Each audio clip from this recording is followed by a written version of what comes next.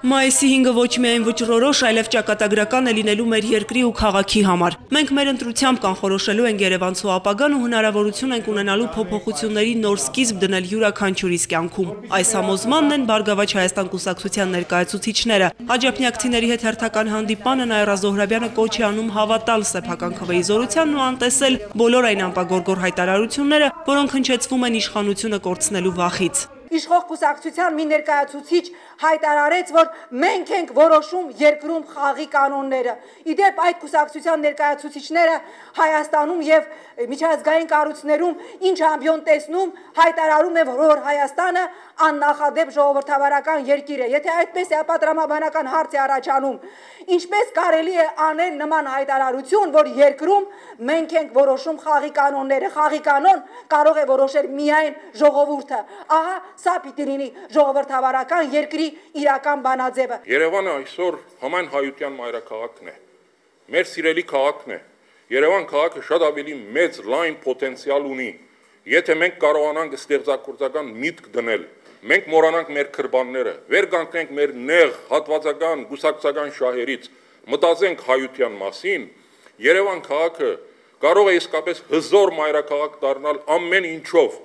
Իրոք արժանի լինի իր անվանման Երևան համայն հայության մայրաքաղաք, դա հնարավոր է անել։ Տևական ժամանակ է, ինչ մեր քաղաքում հնարավոր չի լինում իրականացնել լուրջ համակարգային փոփոխություններ, մինչդեռ անգամ քաղաքային այս բյուջեն ու առկա ռեսուրսները բավարար են բազմաթիվ խնդիրներ լուծելու համար, համոզված են կուսակցության ներկայացուցիչները։ Առ այսօր քաղաքապետը եղել է կառավարության կամայակատարը, արել է այն, ինչ իրեն ասվել է։ Եթե այնտեղ կլինի Բարգավաճ Հայաստան կուսակցության քաղաքապետը,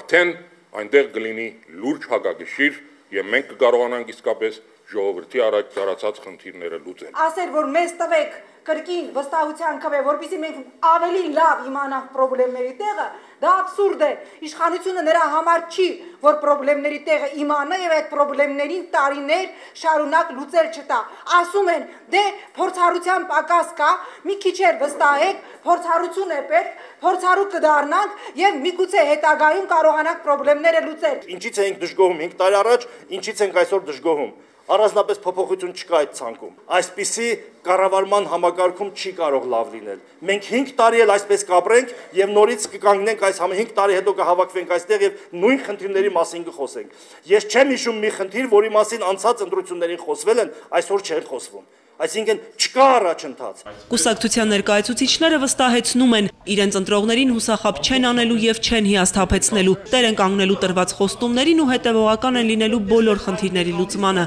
Ցանկությունը մեկն է՝ երևանցին պետք է արժանավայել կյանքով ապրելու հնարավորություն ունենա հարազատ հայրենիքում։ Վարդուհի Մելտոնյան, Մհեր Կիրակոսյան, Հովհաննես Քյուրքչյան, Էպիկենտրոն։